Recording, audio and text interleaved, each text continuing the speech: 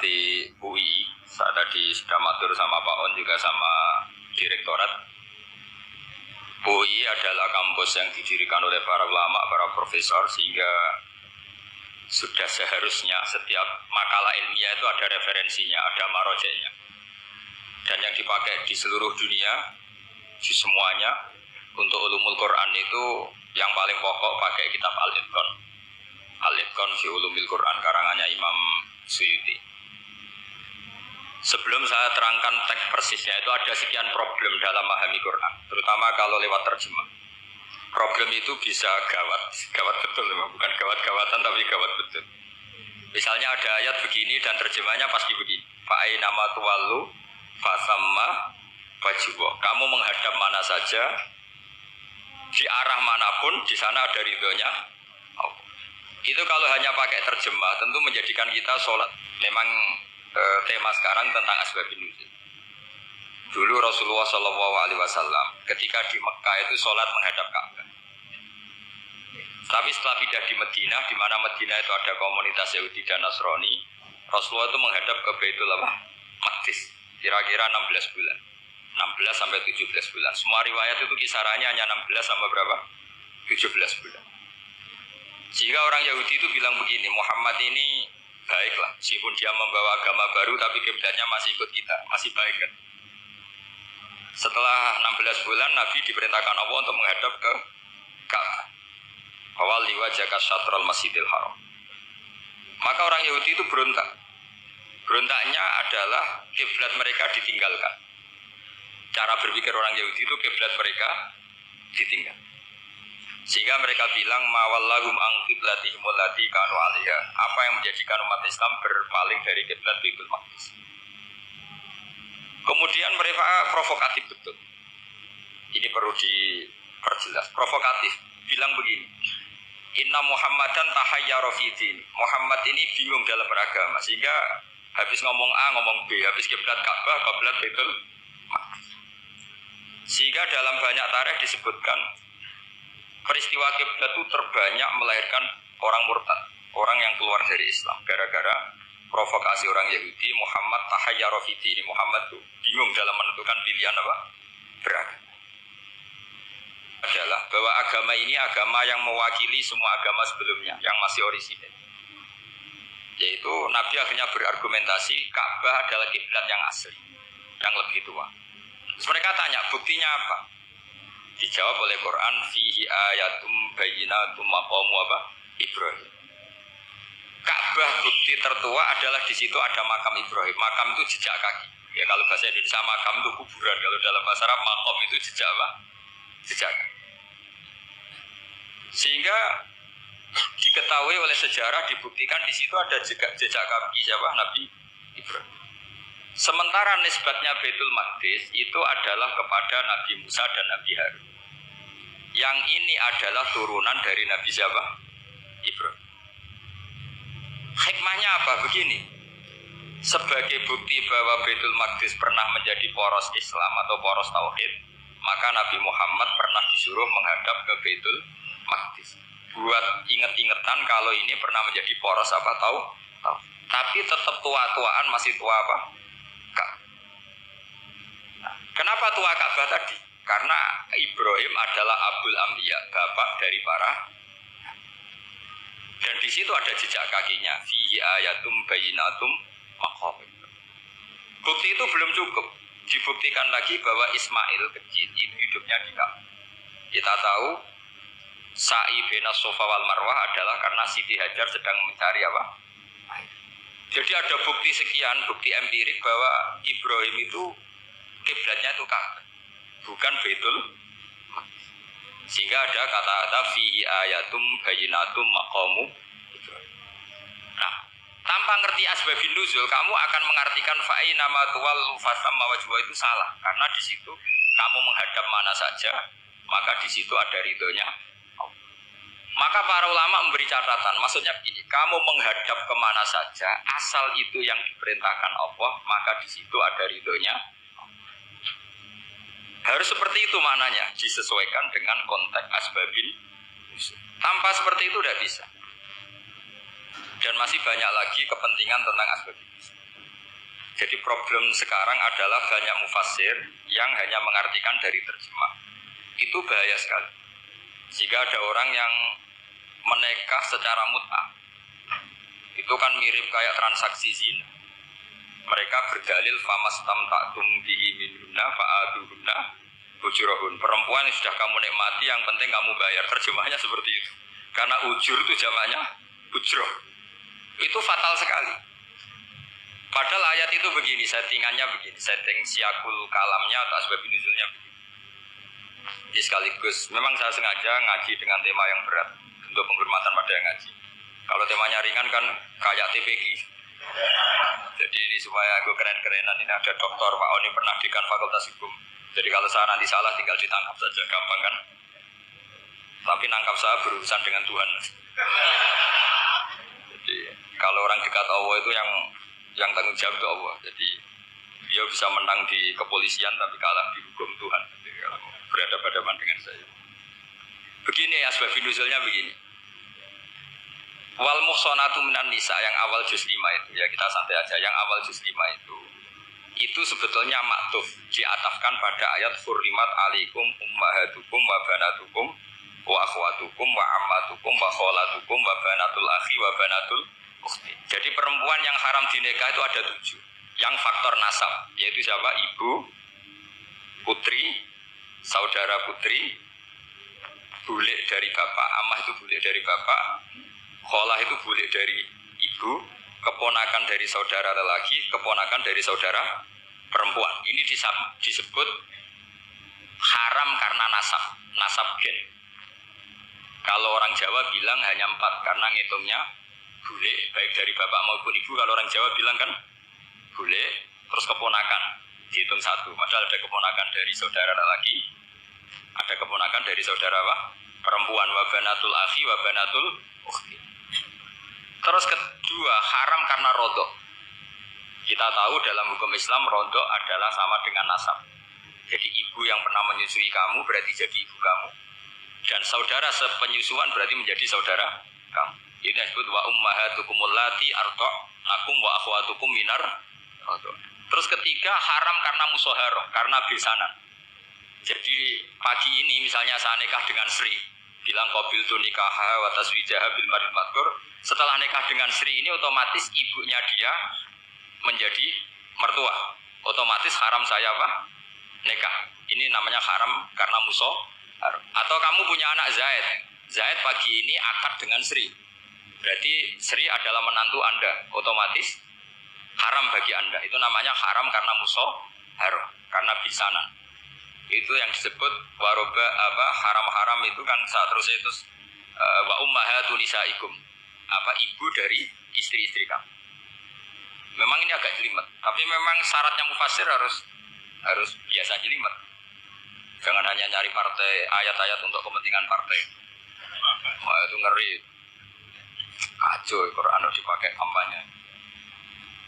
Terus itu berarti sudah 3 kan? Haram karena nasab, karena rodok, haram karena musuh. Terus yang keempat ini haram yang bukan karena sebab pada seorang perempuan, tapi karena istri orang. Ini disebut wal muhsanatu minan nisa. Haram menikahi perempuan yang masih milik orang lain.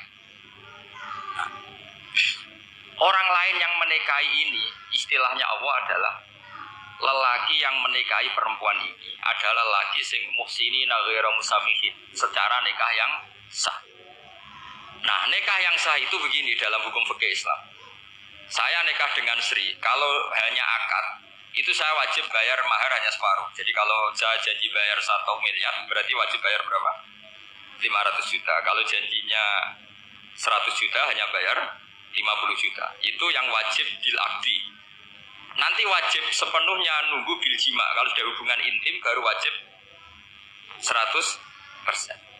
Jadi kalau ada di Jawa nikah dengan seperangkat alat sholat itu yang atasannya tok. Makanya kan wa in talaqtumuhunna min qabli an tamassuhunna terus fanis suma faradtum. Hanya wajib bayar setengah.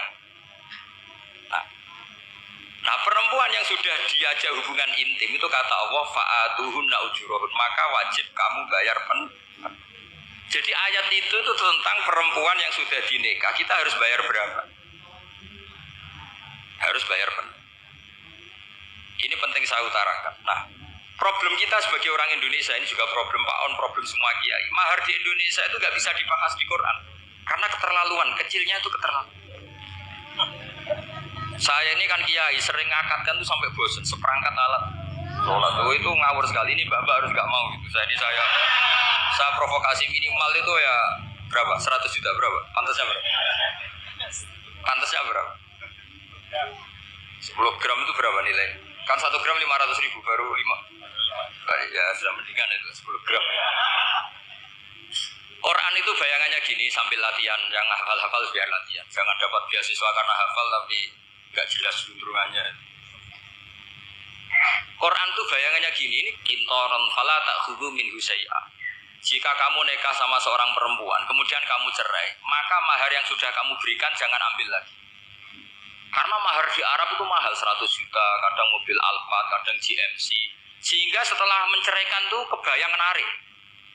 Kok enak, dulu saya memberikan itu kan dapat servisnya, sekarang sudah saya cerai, saya tarik. Kalau mahar di Indonesia kan seperangkat alat sholat. Jadi gak kebayang ada kalimat fala ta'khudhu minhu syai'a, jangan ambil lagi. Kebayang ngambil aja enggak? Apalagi kalau nikahnya sudah 2 tahun kan sudah lusuh, sudah. Tapi kalau di Arab itu kebayang karena mahal. Makanya orang Arab suka nikah orang Indonesia karena murah. Jadi bahasa kintoron tuh harta yang enggak ternilai. Wa atitum ihdahunna kintoron. Kok yang enggak ternilai? Mahal betul. Itu pernah saya hitung, ada yang mahar itu 400 juta, ya sekira segitu. Nah makanya setelah dicerai, Allah memperingatkan setelah kamu kasihkan, ya jangan minta lagi. Kenapa kepikiran minta? Karena jumlahnya besar. Kalau di Indonesia kepikiran nggak minta ya? Nggak kepikiran, saking kecilnya. Seperangkat alat sholat, kadang 1 juta. 1 juta itu setelah hubungan intim, sebelumnya yang wajib hanya 500. Itu kan nggak kebayang. Makanya susah ngartikan Quran di Indonesia, kadang susah karena kadang terlalu. Itu pernah Sayyidina Umar radhiyallahu anhu pernah bilang begini, wahai para perempuan, mahar itu jangan mahal-mahal, kasihan para lelaki. Itu ada perempuan alimah ya, orangnya alim betul, meskipun nggak pernah sekolah di UI tapi alim itu. Itu usul langsung gini, ya Amirul Mukminin, laisa dzalika laka ya Amirul Mukminin, faqad qala ta'ala wa atitum ihdahunna kintaran. Kamu hanya seorang Amirul Mukminin, tidak berhak bikin aturan pembatasan mahar. Allah saja tidak batasi, kenapa kamu batasi? Sehingga dulu yang namanya nikahnya Sulaiman Agung atau Jamaluddin siapa Ratu Agung, kalau hadiah ya sampai tas mahal itu kan dari bahasa Arab mumtaz mahal, mumtaz itu istimewa, mahal itu dia punya istri yang sangat dicintai, dikasih hadiah mumtaz mahal. Terus ilat Jawa jadi apa? Tas mahal itu sama Mujidul Ilabab kalah. Itu kalau cerai kan kepikiran minta lagi, dikasihkan yang baru maksudnya. Tapi kalau di Indonesia tidak mungkin karena apa tadi? Seperangkat alat sholat. Begitu nyari yang murah lagi. Yang bagus kitanya, bungkusnya yang bagus. Nah, maka nggak mungkin kita maknani Quran tanpa mengenal yang bernama asbabin. Karena makna ayat itu bisa kacau kalau kita tidak tahu asbabin. Yaitu kayak tadi makna fa'ina ma tuwallu fasamma wajhu. Itu maknanya kan kamu menghadap mana saja, boleh saja di sana ada ridhonya Allah. Berarti kan bisa ke timur, ke selatan, ke utara, ke barat. Itu bahaya betul. Sehingga kata ulama harus mengkaji asbabin supaya porsi ayat ini sampai semana jauhnya itu kita tahu. Tanpa tahu itu tidak bisa. Begitu juga menyangkut kiblat. Sekarang saya tanya, kemarin kan ramai dulu di Kemenak, kiblat semuanya diukur dengan GPS, terus beberapa masjid dikomentari salah karena diukur pakai apa? GPS. Kalau dalam bahasa falak disebut yaumarostil kiblat. Memang bisa diilmun. Tapi pertanyaannya begini, dari awal Allah ngendikan fawalli wajhaka syatral masjidil haram. Kamu yang penting sholat itu menghadap masjid. Masjid itu ya bangunan. Sehingga kata Ibnu Abbas yang diriwayatkan banyak ulama mengatakan Al-Ka'bah kiblatun li ahlil masjid wal masjid kiblatun li ahlil haram wal haram kiblatun li ahlil masyriq wal maghrib. Jadi kalau orang di dalam masjid kiblatnya harus Ka'bah. Di luar masjid kiblatnya asal bangunan Masjid Haram. Tapi di luar sini kayak di Indonesia boleh semua tanah hak. Kenapa begitu? Kata Ibnu Abbas karena Quran turun di lisanin Arabiyyim. Jadi kalau orang Jogja kalau mau ke Jakarta arahnya kemana? Barat. Itu sebetulnya ketika Anda ke barat itu persis Jakarta apa bisa saja pasnya itu Pangandaran. Tapi orang itu akan bilang kalau ke barat ya ke Jakarta.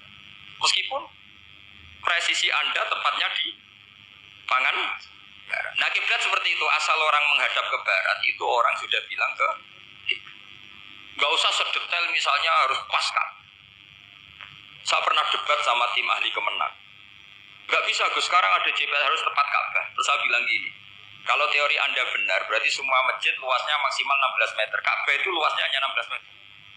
Berarti Masjid Ulil Albab yang pojok sana sama pojok sana kira-kira itu ya sudah tidak kena Ka'bah. Kalau harus tepat Ka'bah itu kan diameternya hanya 16 sampai 18 kalau nggak salah. Berarti semua masjid kalau ingin tepat Ka'bah harus pas 16. Kalau terlalu luas pilihannya harus cekung. Kan jadi aneh. Makanya saya itu sering Pak, dulu saya ini biasa debat fikih. Kalau di tradisi pesantren namanya Basul Masail. Saya punya teman yang paling kurang ajar, yang paling saya kenang dalam panjang sejarah. Dulu itu kalau debat fikih itu ya seru.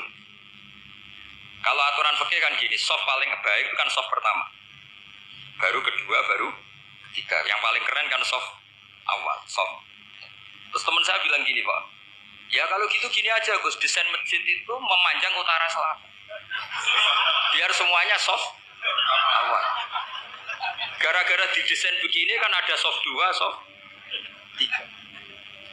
Apa susahnya kita bikin mulai awal supaya masjid itu memanjang utara apa? Selatan. Supaya semuanya soft awal. Ya kalau ada hukum ya diimplementasikan dalam desain bangunan katanya. Jadi itu kan kacau. Terus akhirnya saya jawab, lalu setelah begitu dah bikin cekong saja kalau gitu. Artinya gini ya, beragama itu yang sehat. Jadi beragama itu berdasar riwayat. Berdasar riwayat pernah ada ulama yang hitung Madinah menghadap Ka'bah itu ya tidak pas. Pernah dihitung pakai GPS. Kiblat Madinah ke Ka'bah itu ya tidak pas. Tidak seperti yang pernah dianjurkan Kemenang. Karena apa? Agama ini mengikuti bilisanin Arabiyyim. Seperti jenengan gitu. Semua ini istilahnya apa? Menghadap Gus Bah. Padahal ada yang agak sana, agak sana. Semuanya ngaji sama siapa Gus? Ya sudah. Istilahnya bertatap muka. Memangnya kita benturan. Ini bahasa. Jadi seperti ini semua namanya apa? Berhadap. Padahal ada yang agak samping, agak samping. Ka'bah juga gitu. Sebenarnya ada se-ekstrim yang dibayangkan orang-orang. Cuma kalau bisa tepat, ya kita harus tepat. Tapi tetap saja tidak perlu 16 apa? Meter. Fa'aina ma tuwallu fasamma wajhuhu itu artinya menghadap. Menghadap itu menghadap arah. Makanya Allah tidak dawuh fawalli wajhaka nahwal Ka'bah, tapi fawalli wajhaka syatrul Masjidil Haram. Jadi ini penting saya utarakan supaya kita familiar dengan istilah-istilah Quran. Istilah Quran itu gampang. Nah, kalau kita kaji itu problem kita tidak pernah mengkaji. Jadi semuanya asing. Kalau kita mengkaji itu gampang sekali. Saya punya sekian cerita betapa pentingnya mengkaji Quran. Harun Ar-Rasyid itu dinasti Bani Abbasiyah. Itu pinter sekali. Ada seorang ustadz yang agak ekstrim.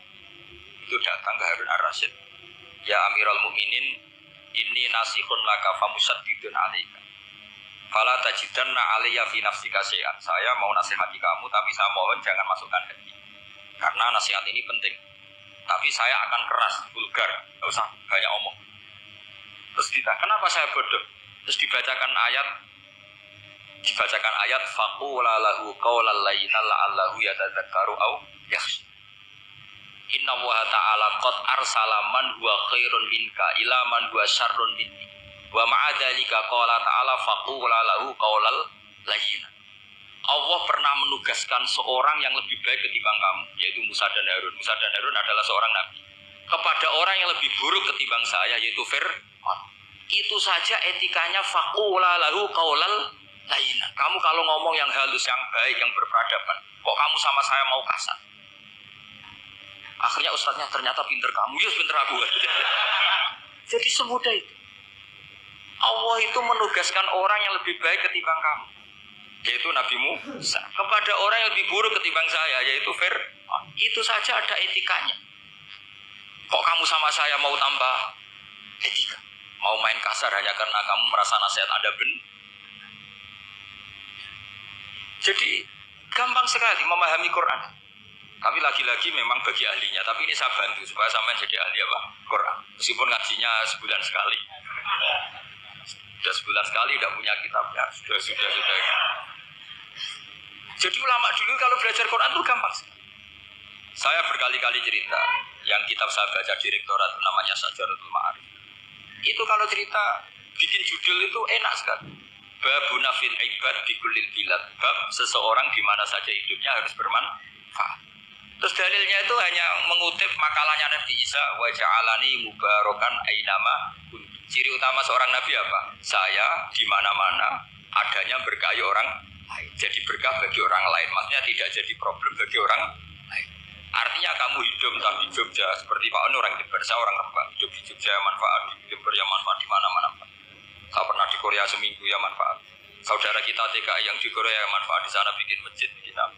Karena ngendikane Allah menceritakan Nabi Isa siapa? Wa ja'alani mubarakan ainama kun. Saya adalah orang yang di mana-mana berkah. Artinya manusia eksistensinya harus seperti itu, hidup di mana saja.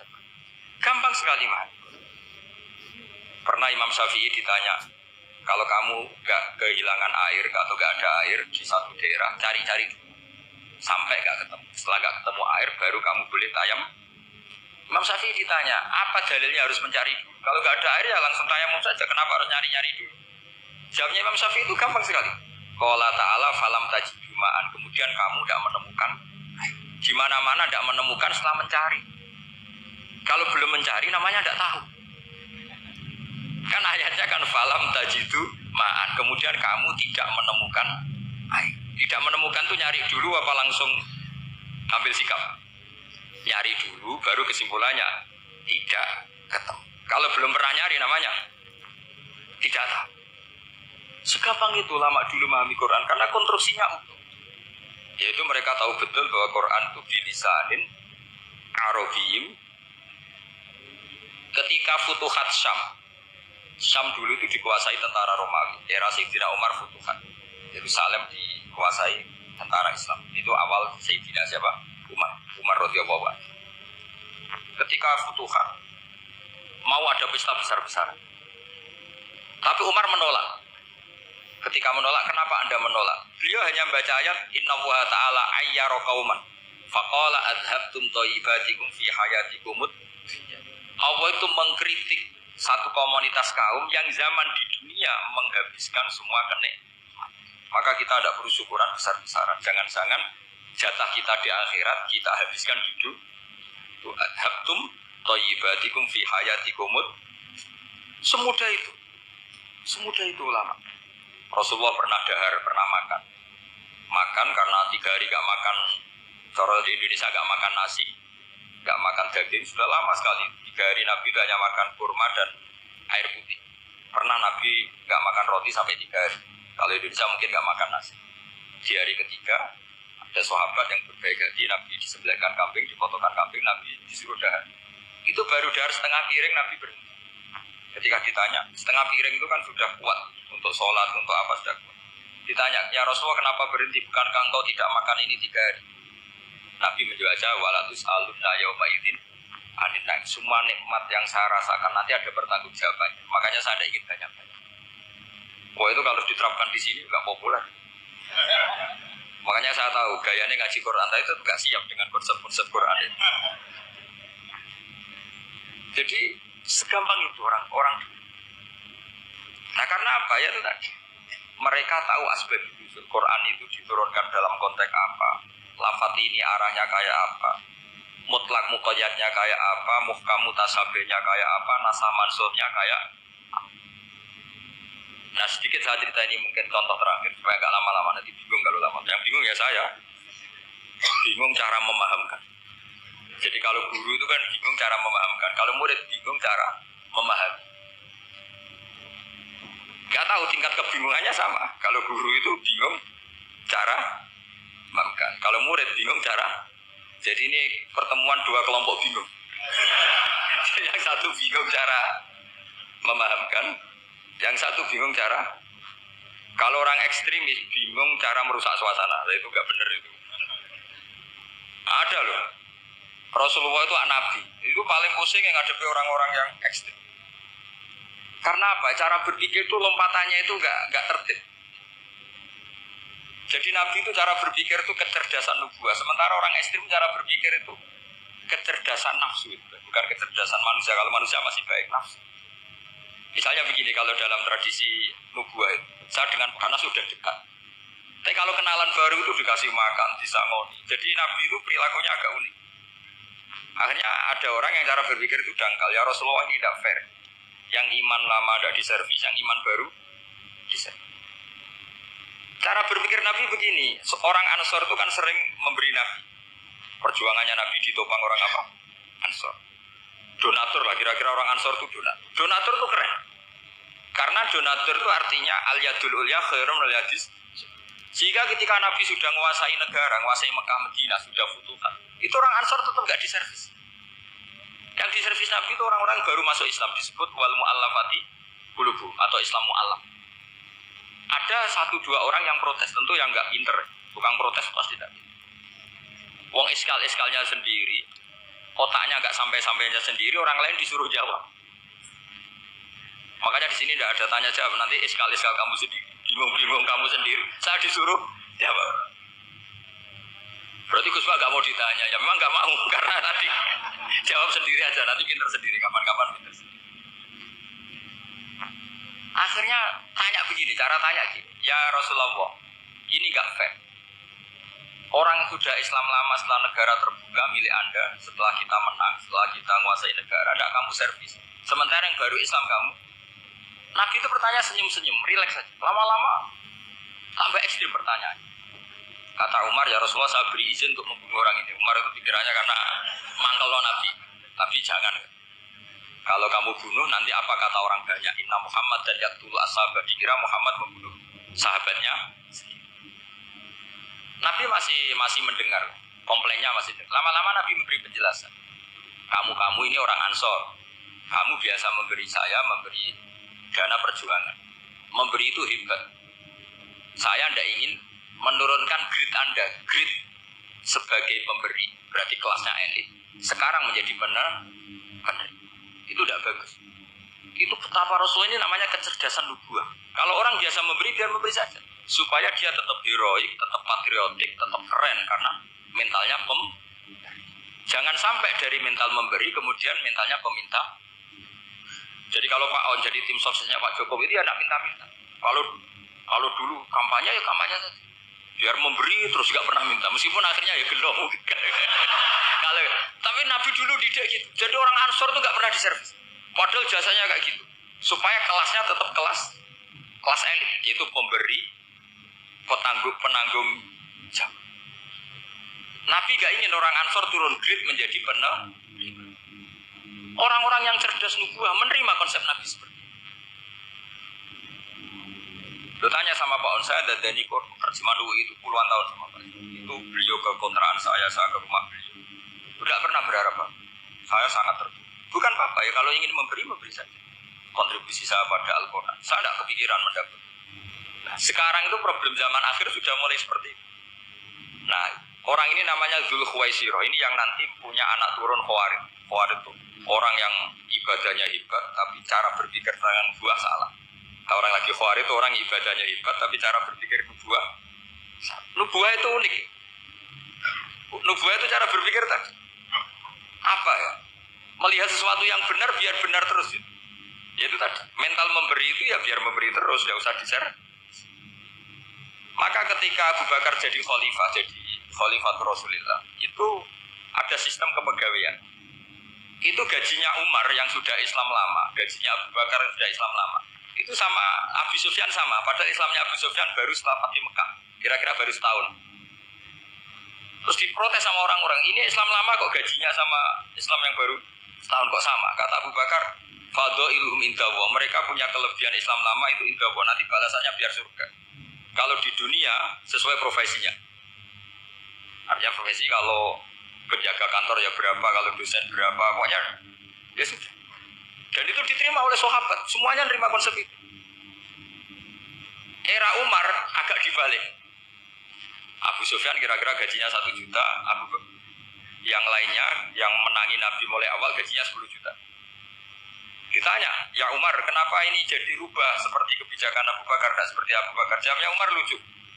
Fawwah la usawwi baina man qatala Rasulullah wa baina man qatala ma'a Rasulillah. Demi Allah saya tidak akan pernah menyamakan orang yang dulu merangi Rasulullah yaitu Abu Sufyan dengan orang sing selawase dari anak Rasulullah yaitu Sayyidina Ali dan sebagainya. Ini penting. Artinya ketika gajinya orang saya seperti Ali radhiyallahu anhu itu tinggi itu bukan karena lamanya Islam, tapi karena lamanya iman. Jadi mulai dulu ijtihad itu ada, dan dulu dia biasa saja. Karena tadi ada kecerdasan nubuwah. Saya ulang lagi, ada kecerdasan apa? Sekarang itu kecerdasan tomak atau kecerdasan nafsu. Itu kalau sampai ngaji kitab tasawuf, itu bab bakhil itu tidak ada. Menurut kitab tasawuf, medit itu tidak ada, pikir itu tidak ada. Yang ada itu tomak. Tomak itu berharap dikasih orang lain. Sampai pernah nggak bilang kalau artis-artis di Jakarta kikir? Tidak pernah kan? Karena kamu tidak pernah ingin diberi. Tapi kalau kamu punya pacar karena kenal tidak pernah ditraktir, oh pacar saya kikir. Karena kamu ingin diberi. Pernah nggak kamu hukumnya orang lain kikir yang nggak kenal? Padahal tidak pernah memberi kamu. Kenapa? Karena kamu tidak pernah Coba sekarang kamu saya tanya, ini latihan cerdas. Definisi kikir itu apa coba? Nggak pernah memberi kamu kan? Artis-artis Jakarta, tokoh-tokoh nasional pernah nggak memberi kamu? Enggak kan? Tapi tidak pernah kamu vonis kikir karena kamu tidak pernah toh. Tapi pacar kamu, kok amin ditraktir terus? Atau istri kamu, atau mertua kamu, kok udah ngasih warisan, kamu bilang kikir gak? Sebabnya kikir betul apa karena kamu tomak, berharap? Tomak. Maka di kitab tasawuf itu gak ada bab kikir, yang ada bab tomak. Karena asal usul menvonis orang kikir itu karena tamak. Maka jangan banyak kenal orang, nanti banyak hukum kamu. Sombong juga gitu, di tasawuf itu gak ada bab sombong. Karena orang hukumi orang lain sombong itu karena kamu ingin dihormati. Ada orang gak kenal, terus lewat saja gak tanya kamu bilang sombong enggak kan? Tapi kalau kenal, oh sombong betul, kenal gak tanya kan?